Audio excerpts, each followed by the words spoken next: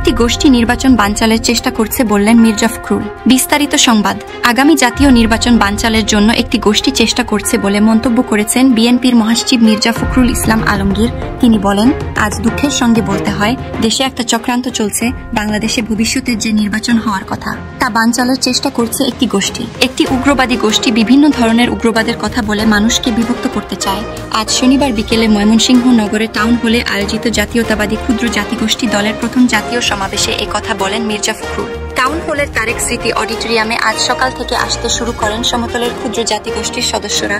দেশের 12টি জেলার গারো, হাজং, মণিপুরী, বানাই, বর্মন, খাসিয়া, কোচ, পদি সম্প্রদায়, ত্রিপুরা সহ 18টি জাতিগোষ্ঠীর প্রতিনিধিরা এতে অংশ নেন। সমাবেশে বিশেষ অতিথির বক্তব্যে মির্জা ফখরুল বলেন, আমাদের সবার দায়িত্ব হবে 2071 সালে যেমন হিন্দু, মুসলমান, বৌদ্ধ, খ্রিস্টান, ক্ষুদ্র জাতি বা বড় জাতি একসঙ্গে লড়াই করেছিলাম ভূখণ্ড স্বাধীনতা, সার্বভৌমত্ব ও আমাদের অধিকার প্রতিষ্ঠার জন্য, সেইভাবে আবার আমরা কাজ করব।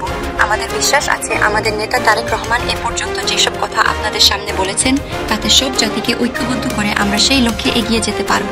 আপনারা যে স্বপ্ন দেখছেন, তারেক রহমানের নেতৃত্বে নতুন একটি বাংলাদেশ গড়ে উঠবে এবং যে বাংলাদেশে আপনাদের সবার অধিকার প্রতিষ্ঠিত হবে, অভ্যুত্থানের মধ্য দিয়ে নতুন বাংলাদেশ তৈরির সুযোগ তৈরি হয়েছে জানিয়ে বিএনপির এই নেতা বলেন, এই নতুন বাংলাদেশ নির্মাণের জন্য আমরা সবাই একটি বিষয়ে একমত। সেটি হলো প্রতিটি মানুষের নাগরিক অধিকার প্রতিষ্ঠিত করতে হবে। আজ যারা মনে করছেন আপনারা আলাদা ক্ষুদ্র জাতিগোষ্ঠীর সদস্য, কিন্তু খালেদা জিয়া ও তারেক রহমান সব সময় বলেন এ কথা কখনো বলা যাবে না। সংখ্যাগরিষ্ঠ বা সংখ্যালঘু নয়, আমরা সবাই বাংলাদেশী, আমাদের সবার অধিকার সমান। প্রথমবারের মতো জাতীয়তাবাদী ক্ষুদ্র জাতিগোষ্ঠী দলের জাতীয় প্রতিনিধি সভা অনুষ্ঠিত হলেও এর আনুষ্ঠানিক পথ চলা 2007 সাল থেকে। পরে 2014 সালের 7 সেপ্টেম্বর এটিকে স্বীকৃতি ও অনুমোদন দেয় বিএনপি। বিকেল 3টা 30 মিনিটে অনুষ্ঠানে ভার্চুয়ালি যুক্ত হয়ে বক্তব্য দেন বিএনপির ভারপ্রাপ্ত চেয়ারম্যান তারেক রহমান।